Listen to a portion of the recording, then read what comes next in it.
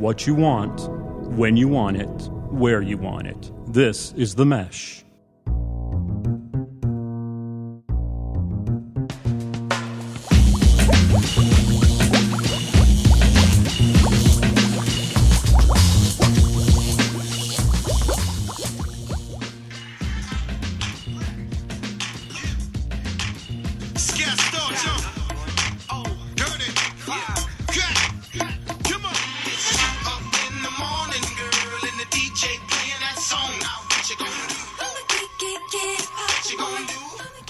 Ladies and gentlemen, welcome to Volume 4, Episode 3 of the new and improved Fantasy Formula. We're coming to you live from the penthouse floor of the Mesh Towers in the beautiful Hickory, North Carolina, ready to get it off, and popping. Hank, the Shark Tank, how we feeling today? In the house, feeling good. 3 days in a row, back-to-back shows. Please.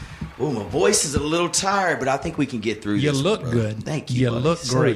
So do you. So before we get it off and popping, just like Fat Joe said, Hank, interesting stuff last night in the Olympics. I'll tell you, man. And I'm really sorry we don't have our correspondent. She's probably in the trenches trying to figure out where those stories are, and I appreciate her hard work. Hopefully we'll have her back. But two stories I'd like to talk about last night. And again, we talk about this. The evening is spent either on your iPad checking out who you're going to draft, doing a mock draft, doing whatever. And then it goes to the Olympics. And two things that really were mind-blowing for me last night is, did you see our man Bolt? Yes. In that 200? Unbelievable. Fastest man on the planet, without a doubt. When he was coming down the last 100 and starts looking to his right and his left, and that cat from Canada came up beside him, and they started laughing at each other. Right. When they had the interview after, and Bolt said he was going to slow down, so Bolt slowed down. Yes. That is when you are. It doesn't matter for gold, for nothing. That guy is at the top of his game, and it is incredible to see because he's running like nobody else. Did you see the joy in his eyes and his? You know what I'm saying? Yeah. He just loves to run. He does, and he's good at it. He's the best in the world, and I really like the little Canadian dude too. He's got some savvy in him. Bravado. He's got something in him. So maybe he does. I think the final is tonight. Is that right? Guess who's watching that stuff? I'll definitely be tuning in. Our man Justin Gatlin didn't make it. So any American? I think there's one maybe American that they said he pulled up too. I didn't see that part of the race, but I'd hate to see that he missed his opportunity. Did he pull up? What I noticed, he said his ankle was bothering him. He said his ankle was bothering him right from the start. Dude, he was in the lead with 50 meters to go, let's say. Yeah. And then he pulled one of these look up like the Usain Bolt, but he ain't as fast as Usain Bolt. So he pulled let me look over here, and when he put his head back, those dudes were gone. They were by him. And I kind of felt sorry for him. Yeah. Yeah, I was like, man, just keep running. You ain't got to look over. Keep going. Keep going. And so that probably cost it. He wasn't going to win anyway, but it would have been great to qualify for that final heat. And did you on the Bolt interview afterwards, they were asking him about the world record, and they said, how do you feel at I think it's 39:19? Yes. And he said, said it'd be hard. It's going to be hard, but that's what the greatest runner in history would say.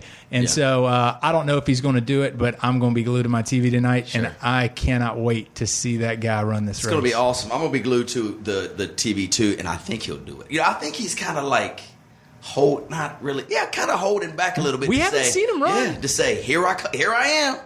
I'm letting it all out. Blowing your doors off. Yeah, so it's going to be awesome.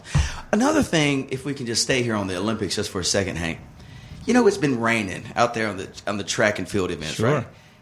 I'm not a runner. You probably know this more than me. I would think, is the track slippery at all, or is it like what does it consist of? Well, LR has a very nice track, and it's kind of rubbery, but they do run in cleats. Yes. They have spike cleats, but it does get a little bit slick from time to time. Think about these hurdlers. They are traveling at high velocity, and then they jump over the hurdle and they land, and they got to keep. Yeah. Dude, and I see them slipping. I guess they always slip and slide in hurdles, but it seems like three girls on their face in one race, then you got another girl sliding on her stomach in another race. I just didn't know. I mentioned it today to somebody that I've seen more people in that slow-mo at the end of the race, people just somersaulting across that line than I have ever seen. And it worked in the benefit of the chick from the U.S. who went 6'1". She's big frame. That I mean, she's a tall girl. But, I mean, she Supermaned across the line and actually ended up winning the gold medal. But I don't think that it's been too slick for them to run because they wear those cleats. But I'm with you, man. Yeah, you're starting to see cats jumping left and right. Yeah. Talking about Superman just a few seconds ago, so our man Ryan Lochte, right? Oh. So I guess he would be the anti-Superman. What is... He's got blue hair, though. Yeah, well, he's got blue hair. But anyway, so new info has come out on Ryan Lochte today. Share it with us, Hank. Pretty interesting stuff. So it all started when he said they were pulled over by what was supposed to be a police officer, and he was held at gunpoint. Then he said, wait a minute, I might have to go to the bathroom. And I went to a bathroom, and the attendants didn't like how we left it. Maybe they didn't wash their hands, or maybe they left a paper towel roll, just a little disheveled. But other reports say they ripped a door off up in there. Right. And if you've seen the video from outside the bathroom, you see those guys coming out of there, and they look like they look like the old cat with the bird in their mouth. They were running out of that place, and they ran for the first taxi, try to open it. They done did something. They did something. Did something in there. Plus, it's 5 o'clock in the morning. No good is happening. None. 4 dudes coming off this Olympic high. Beautiful women everywhere. You're at a party. Come on. Don't leave the party. Yeah, stay at the party. Absolutely. And we were kind of talking about it earlier. Our man Phelps, who is part of that, they're a tight team right there. My man Phelps wasn't in that group, and he probably saw Lochte was in the group and was like, peace, I'm taking an Uber. I'm out of here. So I don't know what happened with Lochte. I've seen him in a couple interviews, and Lord knows I'm not one to judge, but it didn't look like everything was firing on all cylinders. Sure. So maybe he's not great at making decisions. I mean, when his body hits the water, it certainly does phenomenal things, but... Supposedly he's a dumbass. I mean, that's just what I've heard. I mean, lay it out there, brother. He ain't got much sense. Let me ask you this question. Let's say you and 3 of your boys, all right, you get into some trouble. I don't like where this is going. I want to put a scenario on it. 3 of your boys, you get in trouble, and let's say you get to break out quick, and you get out of Dodge, right? So you catch a plane from Las Vegas to come back to Hickory, and you hear your boys, they stuck in the airport, they can't get back, and in your heart of hearts, you haven't been completely honest, but you're out of the situation. Do you go back to Las Vegas, in Lochte's case, Rio, to go be with your boys and say, and come, just help your boys, just come clean? Do you go back or say, guys, I love you, I'm thinking about you, FaceTime them, I'm thinking about you guys, I'll be back here in Hickory when you get back, I'm thinking, what do you do? Well, I wouldn't have left my boys, okay? I wouldn't have left Rio. Right. I would have stayed there. I first of all wouldn't have said, I got pulled over, got a gun in my face, wait, I had to go to the bathroom, but I wouldn't have left my boys. Now, with him in the United States now, I feel like it's going to be hard for him to go back because he's going to be facing jail time. So I think my man's going to just sit there and say, listen, I'm going to pay for your room service, and we're tight. Yes. And hopefully I get some more hair dye, because that stuff's going to his brain. Nobody should let that guy do any more to his hair, because it is clouding his judgment. Yeah, something is wrong with this fella. But anyway, thank you for that commentary about this Ryan Lochte fella, because it has been baffling to me. What is wrong with this dude?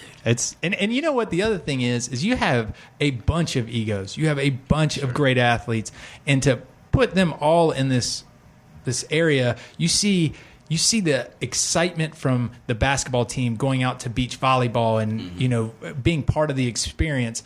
I think that's kind of what's being lost in this whole thing, is that, you should be sharing. I mean, it's a once-in-a-lifetime opportunity. For Lochte, it's twice, 2 or 3 times. But I think that if you get in trouble there, you're looking for it, because there's a lot of times that they would just look the other way. Absolutely. You're exactly right. And before we leave this Olympic commentary, I've been known to gamble a little bit. No. Shekel here, a penny there. Shekel. So I threw my hat into the ring betting on gymnastics. Uh-oh. And, I came out pretty good. So I put just a little parlay on Simone Biles to win the all-around. And I think it was the floor exercise. Wow. And you know what? She came through in flying colors. So, Simone Biles, this one's for you. Thank you, darling. I appreciate it greatly. Oh, look at you. A personal dedication. Yes. she helped me out a lot. So, Simone, just keep up the hard work. That gymnastics team, how unbelievable. It's incredible. So but, awesome. It's incredible. And I'm talking about the fact that you're betting on gymnastics. That's incredible. Now, water polo coming up next, dude. I think the over-under in the Russian versus Netherlands game is 7. So I think I'm going to go under the total. Well, I think I remember telling you one time that I gambled on a cricket match. Yes. And India won. Oh. So thank you, India. Give me the bell. Give me the bell. Get it. There you go. Thank you, India, for pulling it out. Way to go. Cricket gambling. I love it. I love it. So, okay, all you gamblers and fantasy football fans, let's jump right into it. Hank, we're going to do a new segment. We've never done this one before on the Fantasy Formula. We're going to do this one for you guys. You would remember this probably in the mid-'90s there because, you and I, we like a little hip-hop. Love it. Rap. There was a band called the Black Sheep, right? And they had this song. It would go a little something like, well, you can get with this or you can get with that. Remember that one? Absolutely. So we're going to do a little segment called This or That. This or that. I'm going to hit you with a couple players. Okay. Comparable positions, maybe not even positions, but ADP positions. Mm-hmm. You tell me just in maybe 25 words or less who you would take first in a draft and why. You ready? I guess. Clock Fire starts. away. All right, my friend. If you had the option between this Keenan Allen or that T.Y. Hilton, who are you taking and why? I'm going to take T.Y. Hilton. Give me why. The reason is I think Luck's going to come out strong this year, and I think Moncrief and T.Y. Hilton are going to get a ton of balls. I think that T.Y. is going to be a great receiver this year and is a number one receiver for those that go back. So I like T.Y.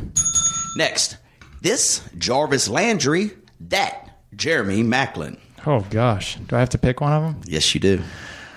Oh,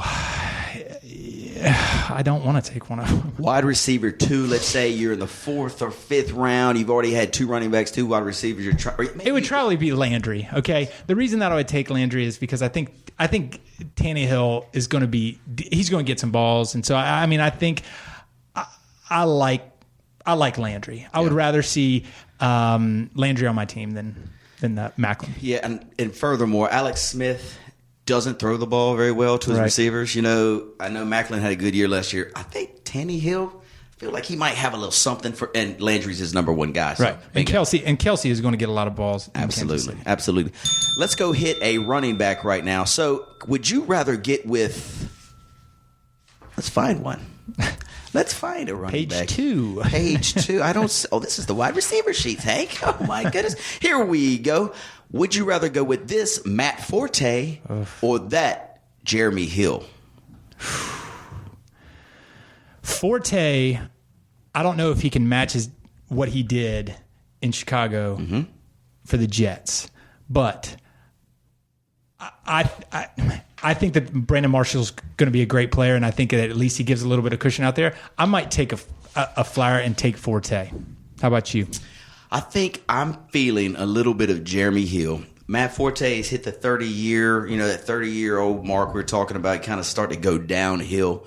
Jeremy Hill coming off a rough year last year, but he's got all the goods to perform. And I'm telling you, I think Cincinnati's going to run the ball a lot this year. Yeah. I really do. So Jeremy Hill's going to get all the goal line. He's going to get the majority of the carries. He does come out third downs because Gio comes in. Right. But I still like Jeremy Hill just a smidge better. One more for this or that. Let's go. Hank, would you rather prefer Rashad Jennings this or Frank Gore that? Oh, I wouldn't want Frank Gore. So, you could have put Ice Cream Sundae on the other side. I don't think I want Frank Gore. I just feel like he is at the end of his career. I don't trust him to be healthy. Yeah. I don't want Frank Gore. I'm with you completely. Frank Gore kind of he's at 31 too. Right. So he's on that hill, that precipice going the wrong way. And I feel Gore, he fumbled on the goal line twice last year. Anyway, it's over. I think it's over for him. We still got a little bit left with Rashad. He's got the full body of work this year. I like him a lot better too. All right, buddy, good job. That clears up this or that. Let's take a quick moment to thank our sponsor, and we'll be right back with you. Sounds good. I'm with the band on the Mesh.tv. Features regional music acts discussing their craft and live performances. Subscribe to I'm with the band on the Mesh.tv and swim around in the heads of your favorite regional musicians.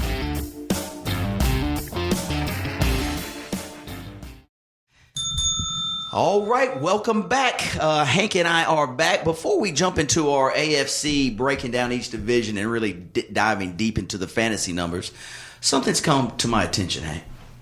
And we have been, attending our draft. This is probably 15th year, 14th year. Yeah. We've been doing it a long time. And, the guys that don't make the playoffs have to buy the beer and the pizza. That's what we just typically do for the guys that did make the playoffs for the draft.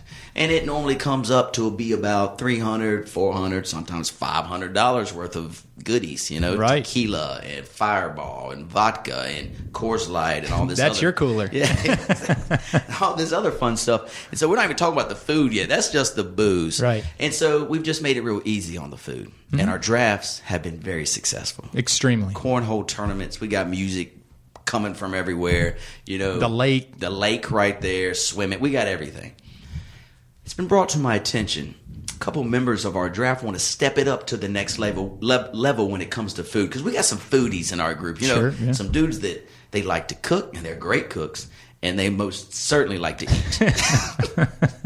They love to eat. So, in your opinion, does it make sense? So it's going to affect the budget too. Let's talk about this. It will affect the booze budget. Yep. So it's going to come out of the booze budget to maybe up the ante, and we're talking about maybe getting some ribeyes, cooking them out, maybe bringing a chef, make us a nice little dinner, or a low country boil, or maybe a bunch of crab legs. Right. So tell me the pros and cons to our listeners who might want to up the ante when it comes to food selection at their draft. I am all for making this event top notch, because I believe that it is an experience and you want to blow it out. So blow it out. We started this event and we would meet up at 6 and then we just start drafting. We've gone from 5 to 4 to 3, and I love it. We're meeting at 3 o'clock now, and we're getting started, and we're playing cornhole tournaments, and this is the way it should be. It should be an event, and I like that about this. And when you start bringing the food into the mix, I am all for a low country boil. I love it. I do it multiple times a year, okay? I love crab legs. I love a good steak. What don't I love? I love it all, brother. Yes. But what I don't love is when this peripheral stuff starts taking away from what me and you really have in common in this event, and it's the cornhole tournament, because we all want to win it. We got a bunch of competitive dudes. We do. What I don't want is some dude over there over a pot stirring that pot, dropping in some potatoes, shucking some corn, and worried about how much Old Bay's got in there. Okay, when he should be worried about his next throw on the corn during the cornhole tournament. God forbid that guy's my partner. I won't tolerate it. So my only concern is, okay, we've done pizza and wings for a long time and had a very successful draft. I think all of us would appreciate a better meal, right? Catering in? A chef?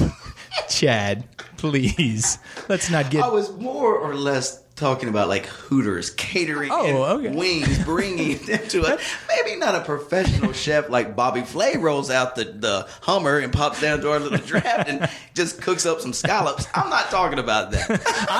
I got to tell you, I don't want to look down at my draft stuff and see broccolini on it, okay? So I'm with you on the fact that let's step up the game. Let's do it a little bit different and let's have fun. But I don't want it to get in the way of the festivities. It is about the food. But for me, I want to win that cornhole tournament or whatever, ping pong tournament or whatever you guys are playing. I want to go down to the water and I want to swim, right? Right. And then I want to come up there and I want to draft my back out. Yeah. Right? Yes, right. And you can't do that if you got an apron on.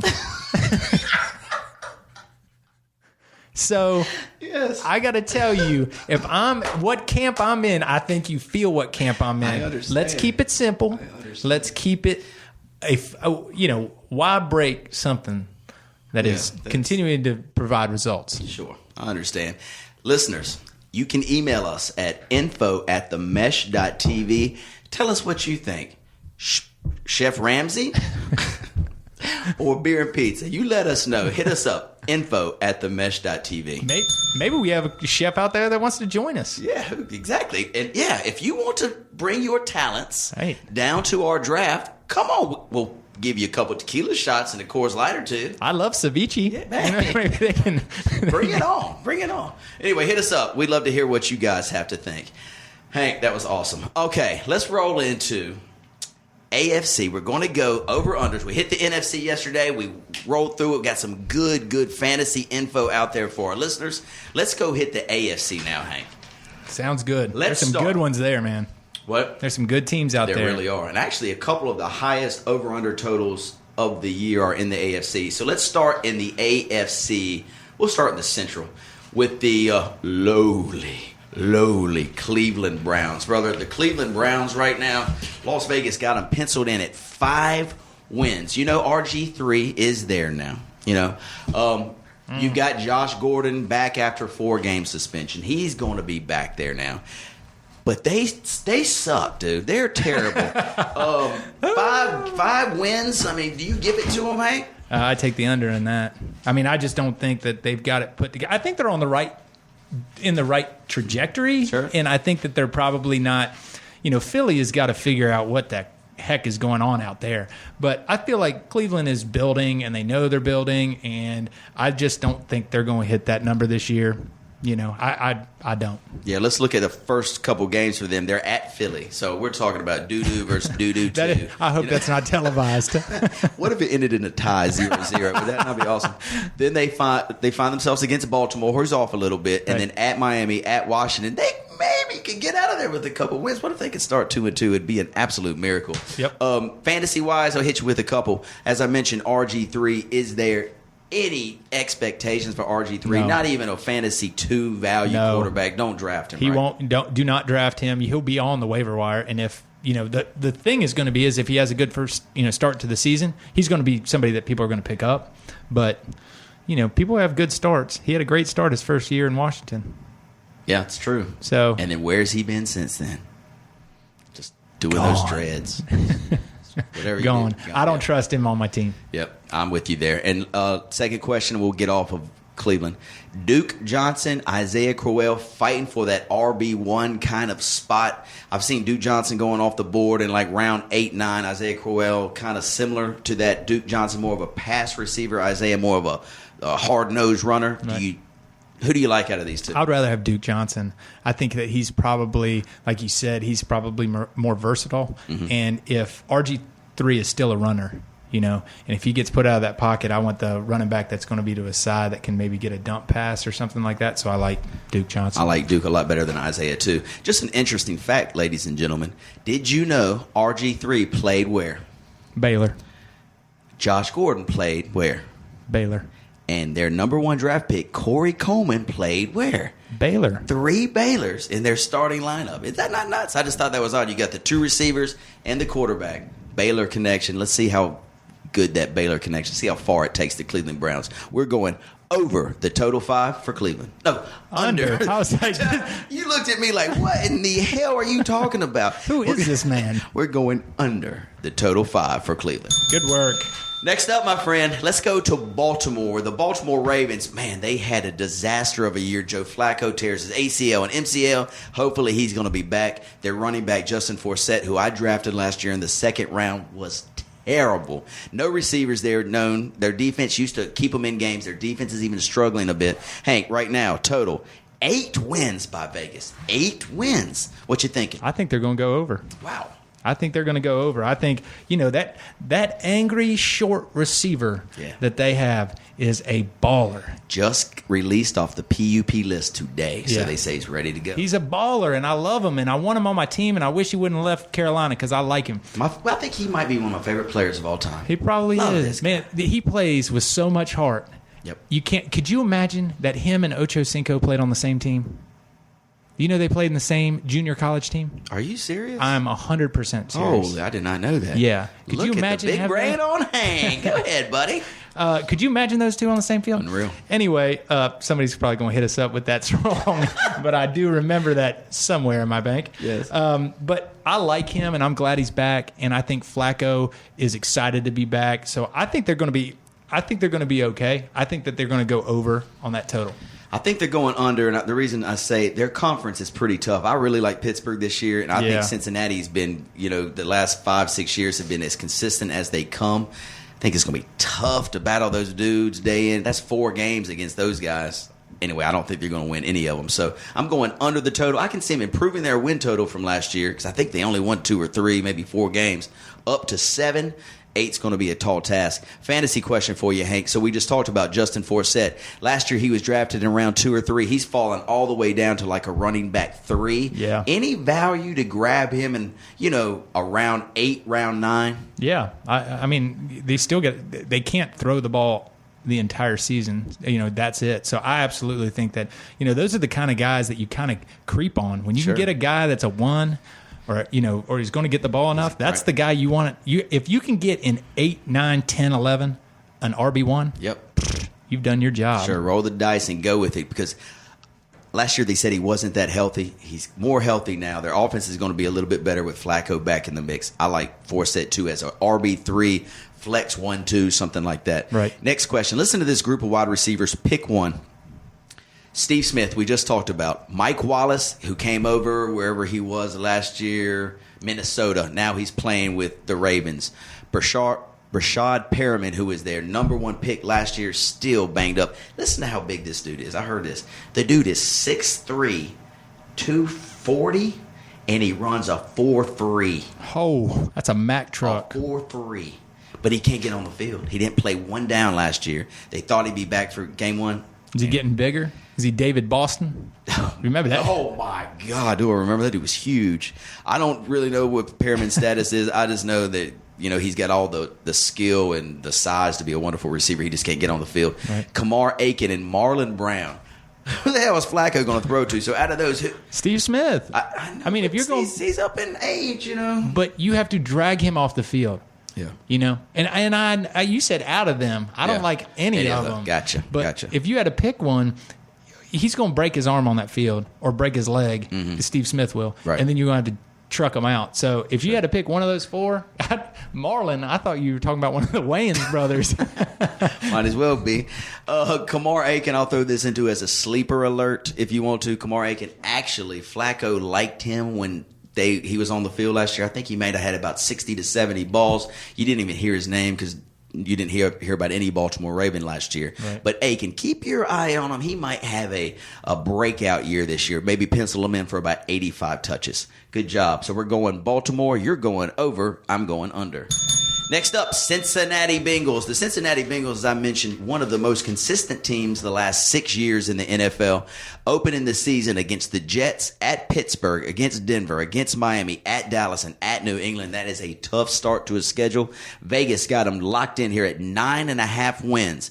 Does Andy Dalton come back and finally get them over the playoff hurdle? They haven't won a playoff game in a while.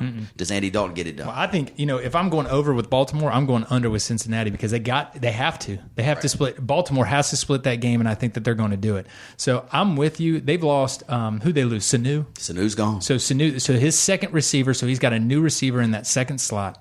Yep. Dalton is a solid quarterback, but I just don't know if he's a winner. Like you said, you can't go to the playoffs year in and year out and not win a playoff game. So I'm going to go under because I think Baltimore is going to be strong enough to take a victory away from them. So I think they're going to be close. Yeah. But I think they're going to be under. Makes a lot of sense. And, we mentioned earlier Jeremy Hill and this or that against whomever we said. Telling you, I think Dalton and the Bengals are going to have – they've got a great defense. They're going to have to run the ball, and they're going to give it to Jeremy Hill. So you said who replaced Sanu. Brandon LaFell. You excited about Brandon LaFell? No. Did the Panthers not get rid of him because wasn't he on the Panthers? He was. Because he could not get the playbook down. Exactly. And then he played at New England last couple of years, and they said, move on. Right. And now the Cincinnati Bengals have him.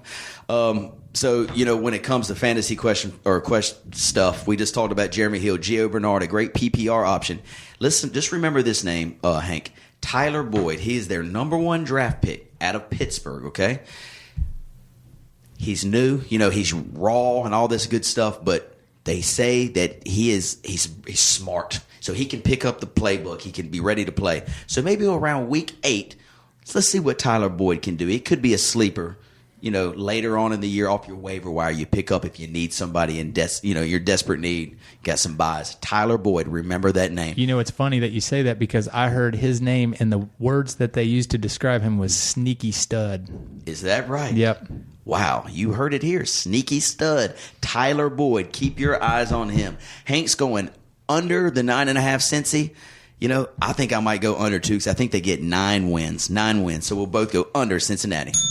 Hate that hook. There you go. And then the pride of the AFC Central, my favorite team, the Pittsburgh Steelers. Pittsburgh Steelers come to town coming off a great, man, do you remember the playoff game, Hank? It was Pittsburgh versus Denver. The right to go. I think that was the AFC Championship game, I believe. And Cat fumbled. This rookie dude they got in because Le'Veon was hurt, and he had such a great game. I got to remember this dude's name. And he fumbled with about 4 to go, gave the ball back to Peyton. Peyton goes down, they score, boom, ball game. Yep. So Pittsburgh was knocking on the door to get to the Super Bowl last year. Right. It's unbelievable. This dude's name was Fitzgerald Toussaint. I don't know if that's the Tim. Yes, Timmy B. Anyway, Pittsburgh penciled in at 10.5 wins by Vegas. Yep. How you feeling about that? I think they go up because I think that you're exactly right. They ride high with confidence. Yes. Roethlisberger is a great fantasy quarterback. Awesome. I feel like he's got a ton. He's got weapons all around him. He's got the best receiver in the NFL lining up outside, and he's going to have the best running back in the NFL behind him after a couple of games. Mm-hmm. So there is no doubt in my mind they're going to be – that could be my Super Bowl pick right there. That. Yeah. I think they're going to roll this year. They may be what Carolina was last year. Yep. With the fact that they may only lose 1 or 2 games. Let's listen to how they open. They're at Washington. I think that game is actually that's the Monday night game. There's 2 Monday night games, opening. Yep. It's them in Washington and LA and San Francisco, so that'll be fun to watch. Then they play at home against Cincinnati. That'll be tough. But then they go to Philadelphia. Then they got Kansas City, and they got the Jets in Miami. They could start 6-1, 7-0. Then they meet New England. So that'll be a true test. Fantasy question for you here, Hank. These wide receivers, we know Antonio Brown's an absolute stud. The guy, Martavis Bryant, suspended, just smoking that herb. He can't quit smoking, so he's suspended for the year. Who fills his slot? You got 2 good options. Marcus Wheaton, who is a PPR. He should be wonderful as a PPR option. Or the burner. His name is Sammy Coates. He comes from Auburn. 2nd year in. Runs the deep route. They love him. Roethlisberger likes to throw a deep ball. Yep. They love Sammy Coates. Would you rather have Wheaton in, let's say, the 7th or Sammy Coates in the 10th? Wheaton in the 7th. I think you're exactly right. They're going to have to, they'll throw that one to Sammy Coates, but Wheaton is going to put up numbers. And if you're looking at if you're picking him up in the 7th, he's probably your 3rd receiver. Right. And to get his kind of production as your 3rd receiver, you're going to get it. Now, Coates is going to come down with a 140-yard game every once in a while with 2 touchdowns. Sure. But it's going to be so hit or miss. It's exactly what T.Y. Hilton did the first 2 years he was here. Mm-hmm. Who was a good option, but I think Wheaton's the stronger play if you're looking for a fantasy 3. I dig it. And Roethlisberger, Hall of Famer. He's got 2 rings. Do you say he is yet or still on the cusp? Where do you put him?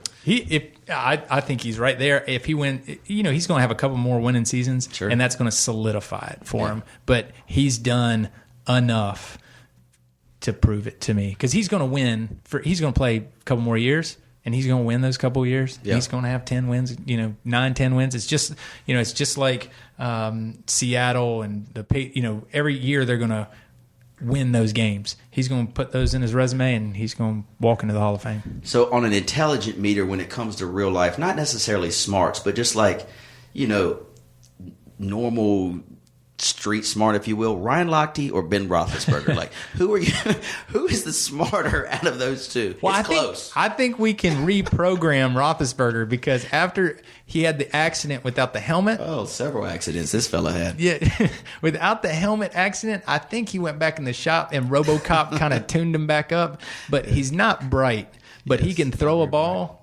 and I just can't. I would rather have him take the SAT for me than Lochte, because Lochte is going to maybe get a 1 on the test, because instead of name he'd put period.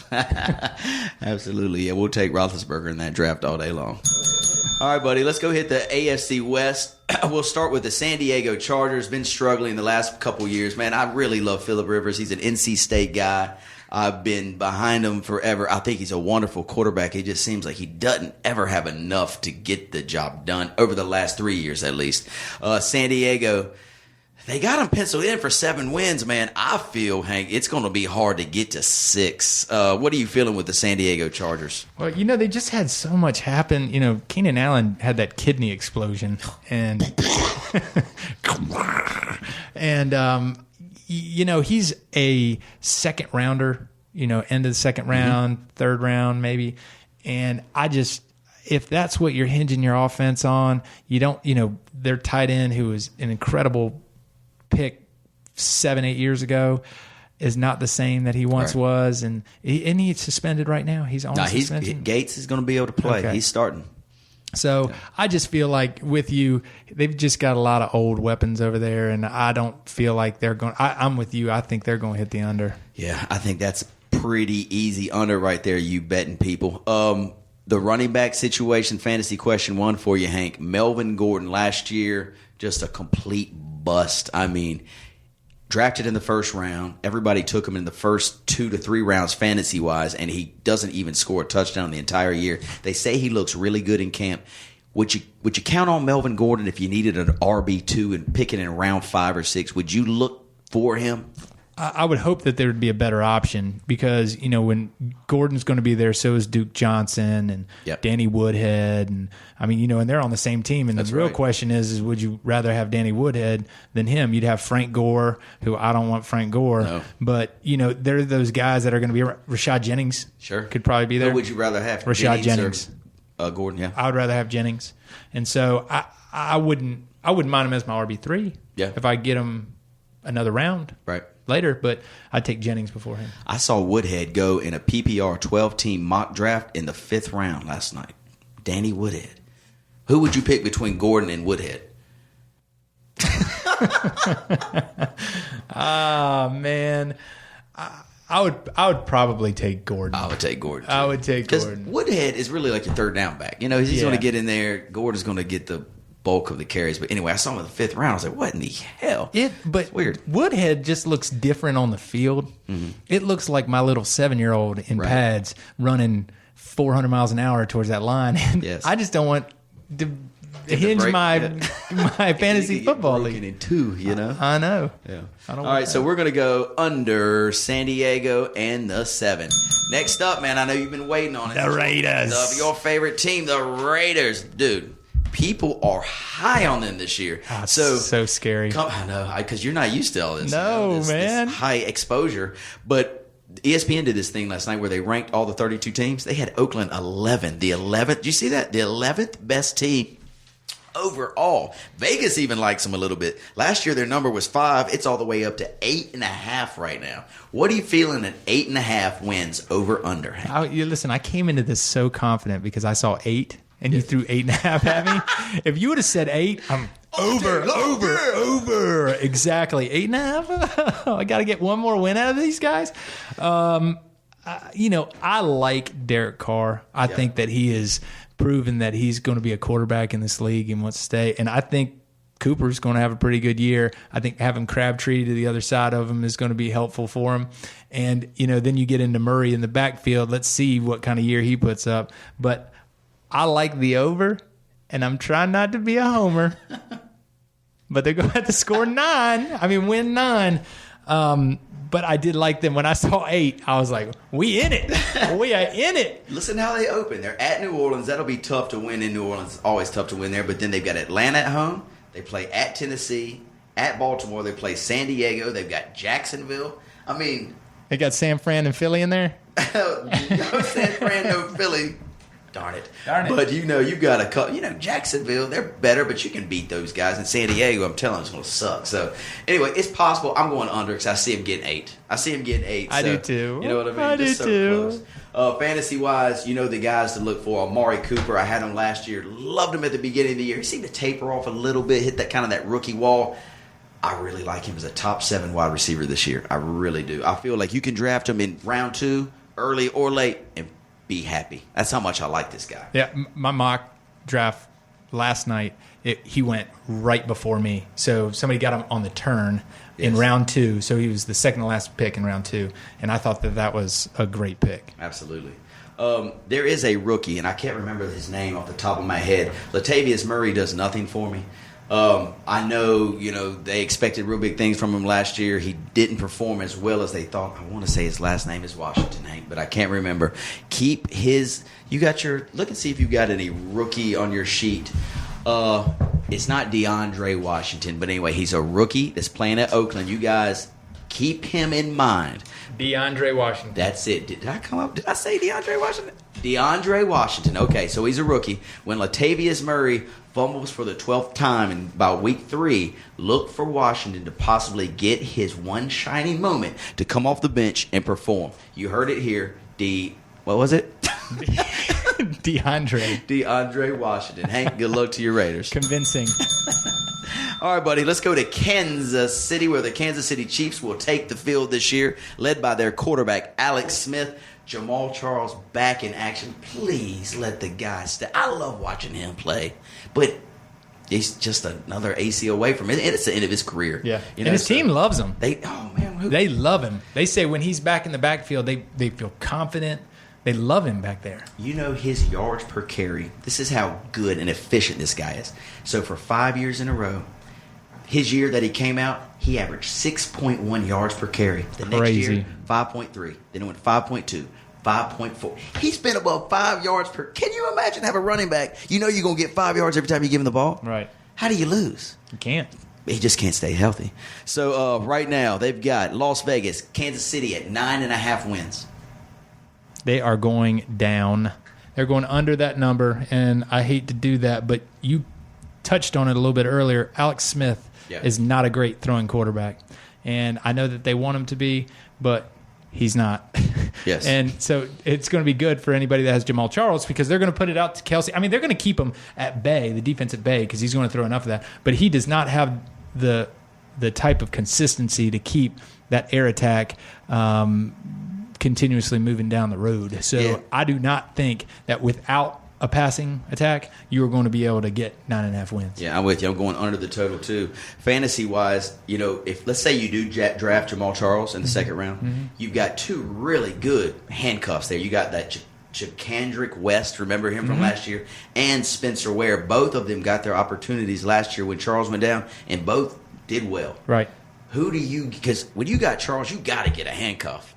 Which one are you picking out of those? I think you take West just because he showed himself. I think he was the one that came out of the fray first. He did. And so you were confident in picking him. And I think that Kansas City probably sees that. We're guessing that they're having the same type of camp. Right. But if they did, I'd take West. Yeah, I like that too. And tight ends, let's just touch on it quickly. Travis Kelce came out the block last year. Fantastic tight end numbers. He caught 2 touchdowns in the first game. Yep. But he didn't catch many more following that. Nope. Travis Kelce, top 5 tight end for you, or you got him down a little bit? No, I think he's a top 5. He's going to be situated right there with Fleener. He's going to be after Olsen. He's going to be there with Fleener.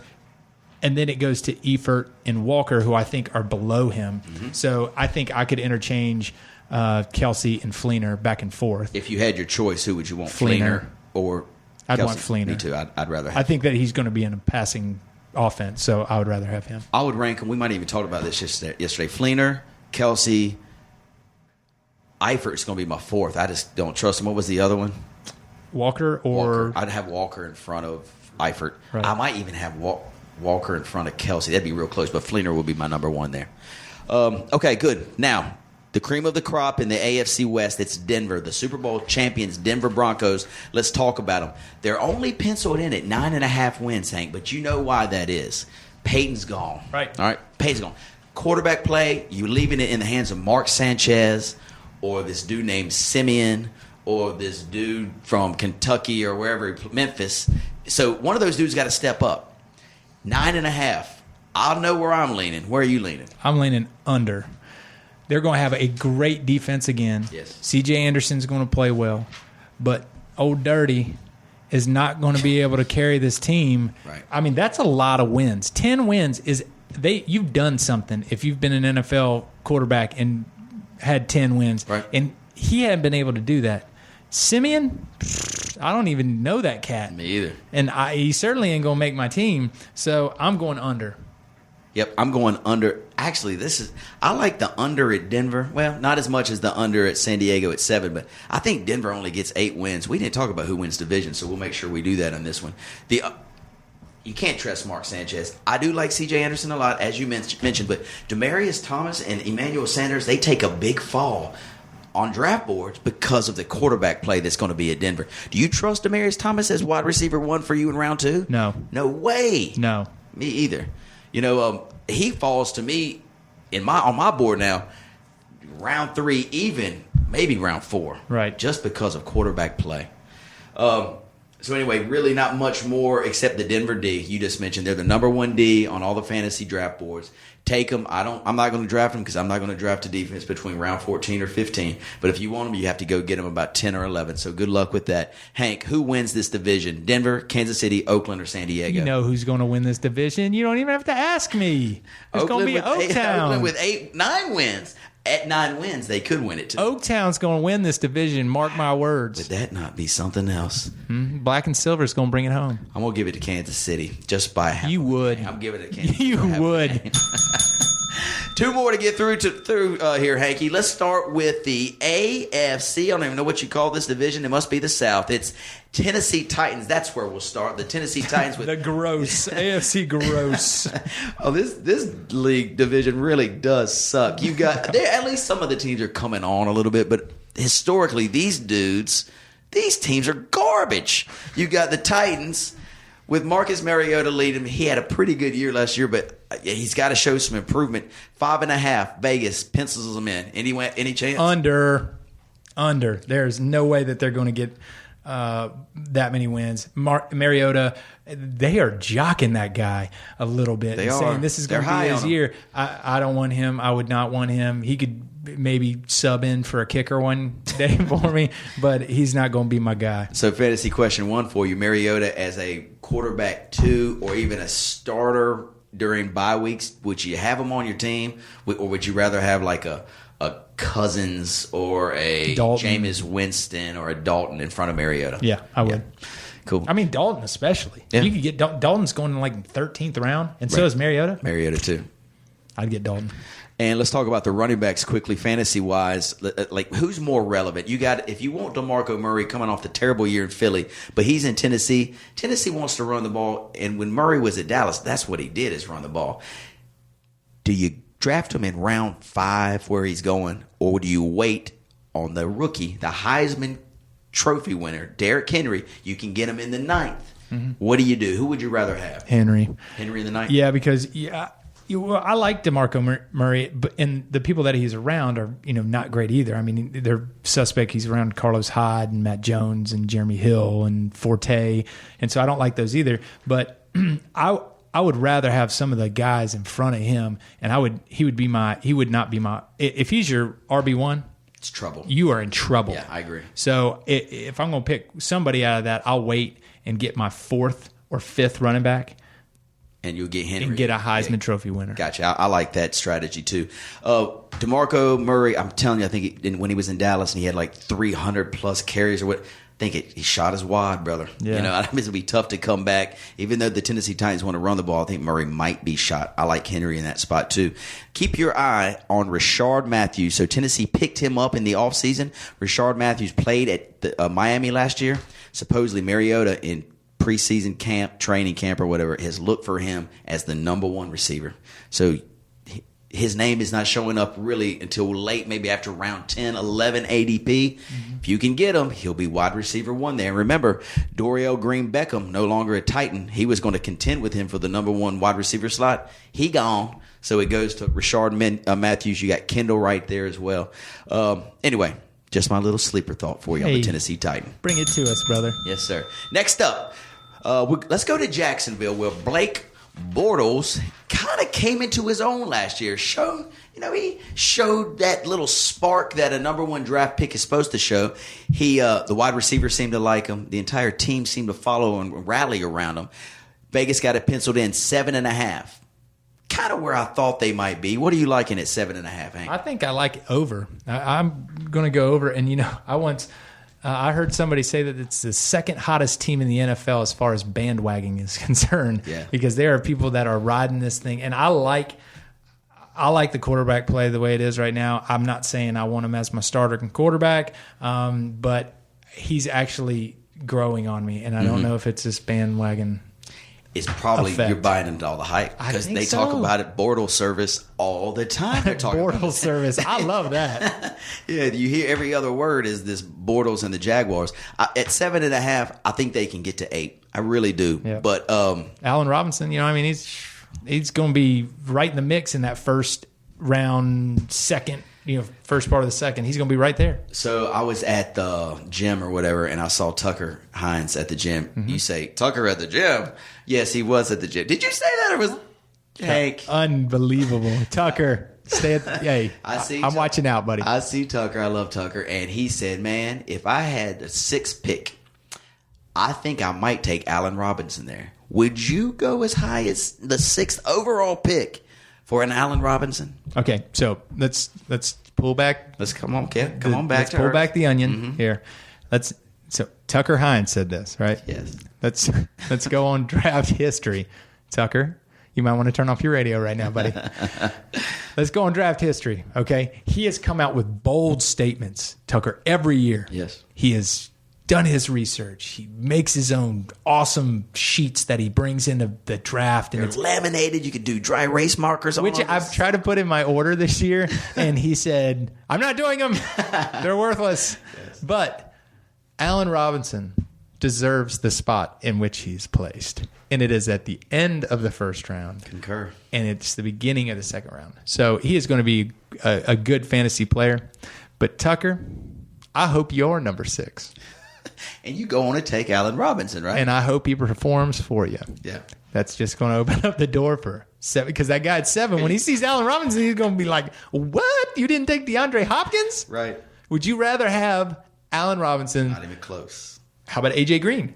Not even close. See? Yeah. And that's what we're saying here is Allen Robinson is better than those two. Dez or Allen Robinson? I think Dez. I think I'd take Dez too. Allen Robinson would probably fall right after that. Sure. But Mike Evans. That's close. Yeah. Brandon Cooks. Brandon Cooks, you're getting in the end of the second round. Yeah. I don't know. That's a tough question. Maybe we're bandwagoned off this because of Tucker. Maybe so.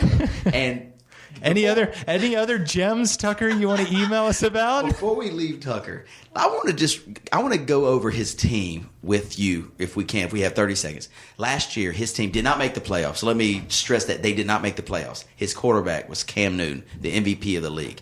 He had Julio Jones, DeAndre Hopkins, and Allen Robinson as his 3 receivers. Okay. As his tight ends, he had Tyler Eifert and Travis Kelce. As his running backs, they weren't as good, but they were still solid enough for him to at least make the playoffs. The dude did not make the playoffs. Listen to those wide receivers and the quarterback. Hey. You could win the league, but just by having those 4 players. Are we going to go head out there and say management?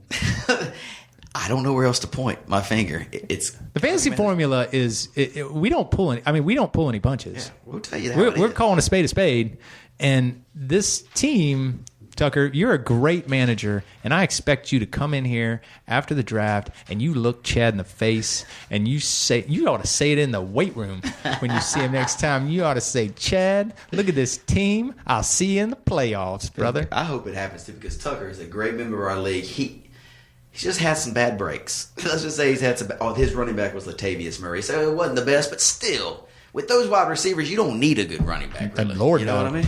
Anyway, good luck to you, Tucker. Much love. So we've got. Where are we? We are at. We're going to pass on Jacksonville. We both went over the total 7.5. We're going to hit Houston really quick, Hank. Houston Texans got a new quarterback, and his name is Brock Osweiler, coming over from the Denver Broncos. They got a new running back, Lamar Miller. They've got a new receiver opposite of DeAndre Hopkins, Will Fuller. They got the Jalen Strong in his sophomore year. Braxton Miller's over there. All kinds of good stuff. Good weapons for this Osweiler. Does Osweiler get it done? Does he get them to 8.5 wins as Vegas has got penciled in? I think he does. I think he gets them to 9 wins because I think they're set to have. I think they're set to have a pretty good offensive year, and their defense has got to play better than it did last year because with J.J. Watt on the other side. I just heard this. He might not be there for opening game. Oh, yeah. Because everybody was like, Houston is the D, and they kind of sucked last year. I agree. They kind of sucked. So if they're going to be the type of defense, and I think they're coming in this year saying we are that kind of defense, and so I like Houston. I think Osweiler, he got paid. He got paid. It's so time to perform, and I think they're going to go over. I like the over 2, and this is the reason. Lamar Miller. I'm going to tell you, Hank. Watch Lamar Miller be a top 3 back this year. He's finally in Miami. Were those dudes like smoking crack? They would not give him the ball ever. They'd give it to Jay Ajayi or Johnny John. They would never give him the ball. The dude's multi-talented. He's going to get the ball. He's their number 1 back. Right. Arian Foster. Look what Arian Foster did in that offense. Lamar Miller's quicker than Arian Foster and can catch out of the backfield just as well. Lamar Miller, I'll be straight up with you. Let's say I'm in my draft and I'm picking 10 and I get, let's say AJ Green falls to me at the 10 spot and it comes around, I might get Lamar Miller in the second round. I'm ready to take him there. But Lamar Miller also, the opposite end of that, because he hasn't got the run, he hasn't really shown a whole year that he can do it. Right. Now he's got to show. Yep. So anyway, I'm high on him. I'm really high on him. I'm high on DeAndre Hopkins. We've talked about him until we're blue in the face. I like both these guys. Brock Osweiler, you got to get it done. We're going over the total 8.5. Miller or Elliott? Okay. I'm going to take Elliott. I'll take Elliott there just because I like their offensive line better than Houston's. But I think I would take Miller in front of AP. I think that's what I would do. Good gosh. I think that's what I would do. Woo. AP. You just turned fantasy football on its head right there, AP man. is just falling down my board, man. I don't know. What'd he do to you? It's not what he's done to me. Let's talk this out. It's what Bridgewater and that whole team. Look, their team offensively stinks. Their defense is great. Hit that bell. We need a Kleenex in here. I see a tear coming out. I see it. What did that man do to you? Did you get hit with a switch when you were little? Yeah, that might be what the problem is. But that's how high I'm on Miller. Okay. It's not really anything against anybody else. I'm just high on that dude. Okay. Let's move on to the Colts. The Colts. We're looking at the Colts now. Andrew Luck, we know him. Bad year last year. Most people drafted him in the first round, and they were punished for it. 9.5. I think they go under. I think they go under. I think they're going to be a strong squad, but I don't think that they do it. I looked at their schedule, and I'll have to look at it again. I got it right here. Open home at Detroit, at Denver, home at San Diego, at Jacksonville, home at Chicago, at Houston, at Tennessee. Oof. They can win 5 of those games. Yeah, they could, but yeah. Luck is going to have a good game. He's going to have a good season. I just don't know if this year is the year that they're going. 10 is a lot of games, like we talked about. Mm-hmm. If you win 10 games, you've done something. And I don't know if Luck's is going to be able to pull that out. He's got, he does have some good weapons. Do you want Frank Gore? No. Running your ball behind you? So T.Y. and Moncrief and those cats, and they better be catching the ball. Well, I think he's going to be slinging it, dude. They spent a lot of money on the offseason during the offseason on their offensive line to help protect Andrew Luck because, let's face it, that's everything for them. If he ain't in there, they're done. I'm going to go. You went under 9.5? Yep. I think it's 9. I'm going to go under 2 because I kind of like Houston to win this division. So I'm going to go under with you at the 9.5. Luck, let's talk about fantasy. I like him as the number 3 overall quarterback. I would love to get Luck in the round 5. If he was there in 5, I'd probably scoop him up. Any earlier, I don't know if I could pull the trigger. When it comes to wide receivers, do you like T.Y. in the 3rd? You like Moncrief in the 7th? Definitely Moncrief. Me too, man. I mean, he's going. I took him in the 5th. Did you really? Yeah, and that was I had Brown, Cooks, Moncrief. Wow. I like Moncrief. That's solid. Yeah, I like Moncrief. So I'd wait on T.Y. I think somebody's going to even stretch to get him because we're talking about those runs that people make. Once you see receiver, T.Y. is probably late second, third. Yep, somebody will pick third. him up in the early second. Watch. Yeah, I think you're right. The wide receivers, let's just throw a little sleeper out there. Philip Dorsett, he was the rookie last year, didn't get much run because Luck was hurt. I'm telling you, the dude is lightning quick. They can't run the ball. They're going to throw it. Look for a sleeper in Dorsett. We already talked about Hilton. We already talked about Moncrief. Also, keep your eye on Dwayne Allen as a tight end. Late, you might get him as the 12th tight end off the board. Luck likes throwing to his tight ends. No more Kobe Fleener there. No more Kobe Fleener. Right. Dwayne Allen's the man. Anyway, Indianapolis Colts, we're both going under the total. We like Luck in the 5th. T.Y. late 3rd. We like Moncrief a lot. One more division to go, Hank. And you said you like Houston. To win. I like Houston to win. And yes. I like Houston to win, too. You like Houston to win, too. Very good. Here's the last division. We're going AFC. We're going up north. We're going to start in Miami, where the Miami Dolphins, they have a little momentum right now. People say Ryan Tannehill looking better as the quarterback. They've got Jarvis Landry, Devontae Parker. That's all you hear about. Devontae Parker this, Devontae Parker that. Second-year wide receiver came on strong at the end of last year. They think there's going to be huge things to come out of this guy. Right now, Vegas, 7. Hank. Over. I'm taking the over. I think hesitation. I think they got those weapons. The same thing that you're talking about. Devontae Parker, Jarvis Landry, Kenny Stills, Jordan Cameron. They're all established NFL players, and I feel like they're going to do it. They got, that Laramie Tunstall, a.k.a. Smokescreen. That's going to be his G.I. Joe name, Smokescreen. Love it. But, I think that they're going to be able to pull out 7-8 games. Yeah. Check this stat out. I was just bragging on Devontae Parker. I really haven't looked at his stats. So he didn't play the first 7-8 games. Inactive, 1 catch, 3 catches.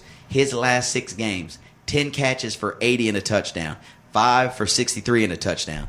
5 for 16. Then he had 6 for 87, 10 for 93, 6 for 106, and 2 touchdowns. That's his last 6 games, dude. And he's going in the 7th, 8th round. Value, ladies and gentlemen. Value. Telling you, look for Devontae Parker. Jarvis Landry is Tannehill's number 1. He's the PPR guy. He's not going to go for, long bombs. He's the guy in the red zone. He's the guy that's going to get you first down. Parker. Right. That's the dude you look for. Okay. Yeah, because he's at 4. Jarvis Landry is going 4th round. Yes, absolutely. So we like Devontae Parker a lot. We talked about the running back situation. Arian Foster is there now. They say Arian Foster has got the job. It's his job in front of Jay Ajayi. You trust Arian Foster? No. I don't either. No, I don't. Yeah. I don't. I think that his running days are done. Yeah. I think he's one of those running backs that have seen too much action. Yep.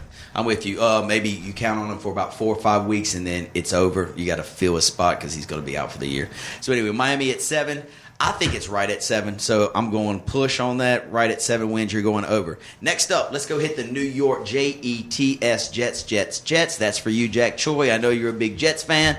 Let's see what happens here. They finally got their quarterback. They got Fitzpatrick signed, sealed, and delivered. Haircut all done. Good. I'm a short kind of fella.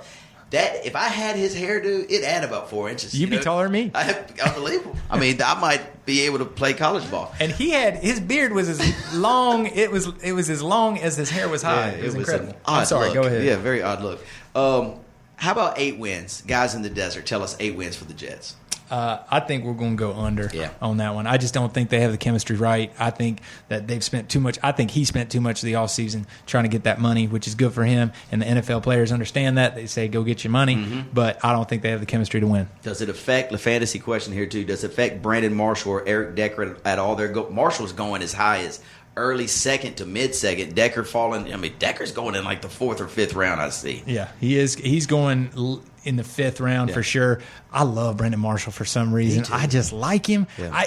You put your car up against the best receiver, and I got to have faith in you. So I like Brandon Marshall. I think he's going to have a great year. And like you said, Eric Decker, that cat caught some touchdowns. Listen, let's just talk about their stats real quick from last year. Brandon Marshall had 14 touchdowns, 1,500 yards, and 109 catches. That's unbelievable. Fitzpatrick and him, they got something. They got something working. Let's look at Derek. Eric Decker had 12 touchdowns. Yeah, he had a ton.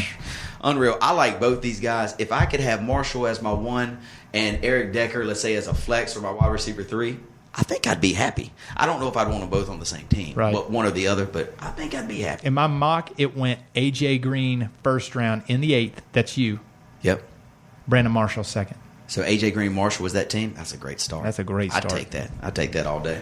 We're going to both go Jets under the total 8. No real running game. They do have Mike Forte there. They still have Bilal Powell, who's the guy that catches out of the backfield. Bilal Powell, if you're in a PPR league, guys, just listen to this. He caught, let me see how many catches he caught. Bilal Powell. I just like saying that name, don't you?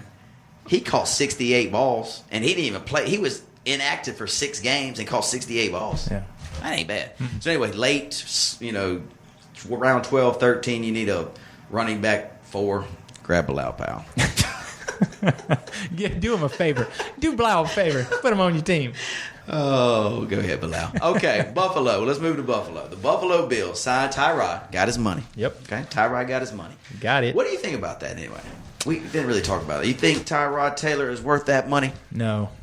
We've proven year after year that kind of – and Cam almost did it. But that type of quarterback doesn't win championships. Mm-hmm. Michael Vick is the most talented athlete we've ever seen until we saw Cam. Right? He couldn't do it because they make that decision. They drop back and they go through the progression one time and then they take off. Yeah. And you cannot win a championship like that. So, good for him. Got his money. I like it, but I just don't think he's worth that money yet. Do you think they're worth 8 wins? No. Under the total? I think they're under the total. Yeah. I think that they won't be that kind of team yet. If he puts up another year like that, and Watkins can prove that he can be there all the time, and they can prove that they're going to stay healthy, then hey, they may walk into that category. So what that tells me, you're liking Miami more than Buffalo and more than the Jets, which kind of makes a little sense to me because I'm down on the Jets. I'm down on Buffalo. I guess that only leaves really Miami and New England. So that's what you're saying to me? Right. Yeah. Okay. I was going to say, there's one other team in there. Yeah, I'm not forgetting about the diamond in the rough there. So let's go fantasy question here. LaShawn McCoy, okay? He's going, your ADP probably say he's going round 2 late or round 3. Is that where you see him? Yeah, he's going early second. He's going early second. Early second, wow, no kidding. So if you want him, you got to use a very high pick to get. Do you like him that much? No. I would rather have Jamal Charles than him. I think I would too. And then you get in the question of Devonta Freeman. Would you rather have him? Would you rather have Eddie Lacy? Would you rather have Mark Ingram? I think I would. Right. So, when he came off the board early in the second, I thought that was a reach. Yeah, guys, don't do that. That's way too early. I really thought you could get him round 3. I didn't know that he was going to round 2. Yeah. Wow. I'm looking at his numbers, right? He had an off year last year, 895 yards with only 3 touchdowns. Your second round pick, if you decide to pick a running back, you got to have more production than 3 touchdowns and 895. You really do. Have to. Let's let LaShawn McCoy slide. Then I'm not drafting him in round 2. Let's talk about wide receivers. You mentioned Sammy Watkins. They've got Robert Woods out there. Sammy, can't count on him. He's going in round 2, round 3.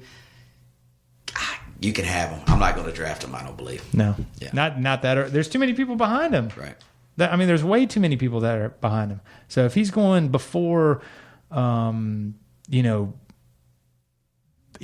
Larry Fitzgerald or, I'd take him in front of Fitzgerald. I would. That's the kind of people. So Watkins is going to be around Michael Floyd. He's also going to be around Demaryius Thomas, which I don't like Thomas. I would take Watkins in front of Floyd, I think. I think I would. How about Kelvin Benjamin? I don't want Kelvin Benjamin this year. So, yes. All right. So I guess I will draft him then.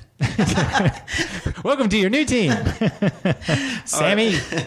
Buffalo 8 wins. We're both going under. And last but not least, the New England Patriots. They're year in, year out the most consistent, one of the best teams every year.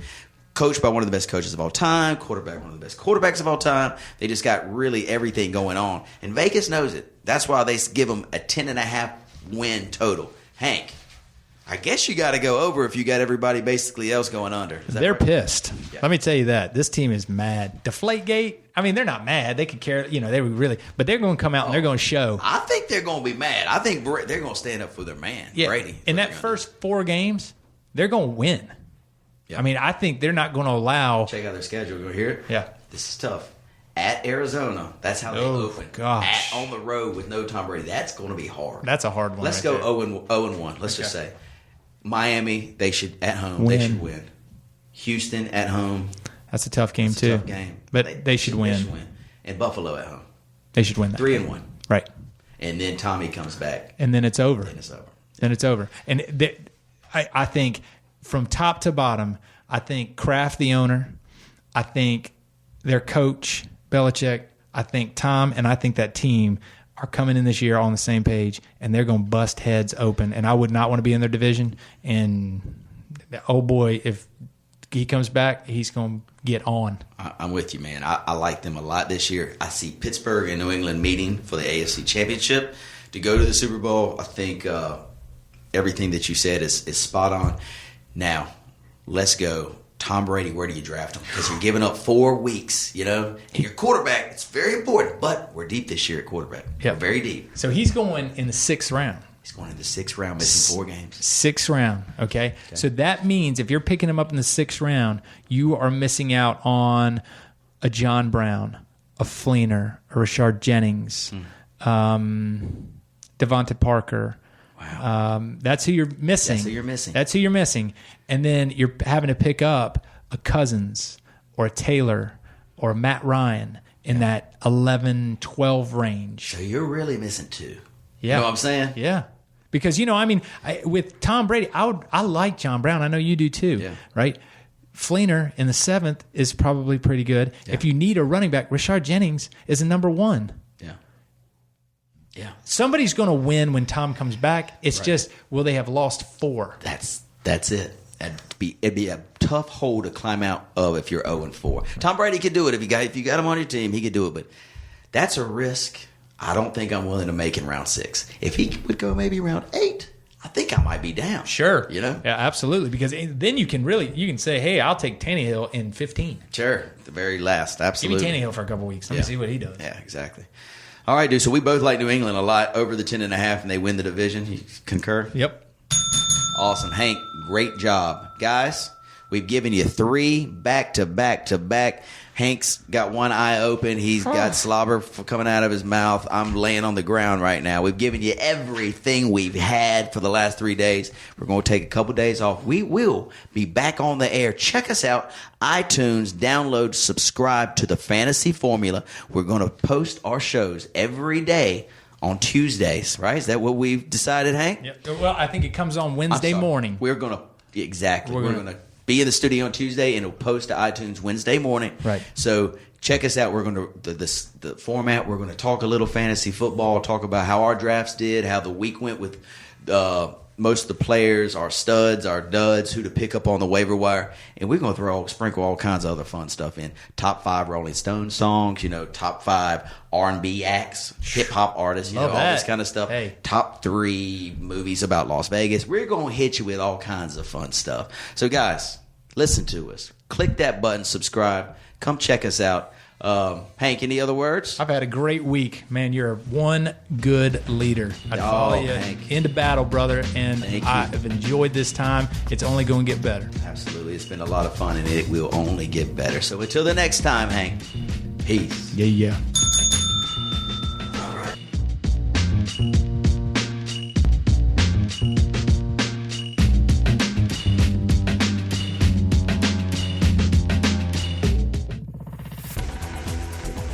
You've been listening to The Mesh, an online media network of shows and programs ranging from business to arts, sports to entertainment, music to community. All programs are available on the website as well as through iTunes and YouTube. Check us out online at themesh.tv. Discover other network shows and give us feedback on what you just heard.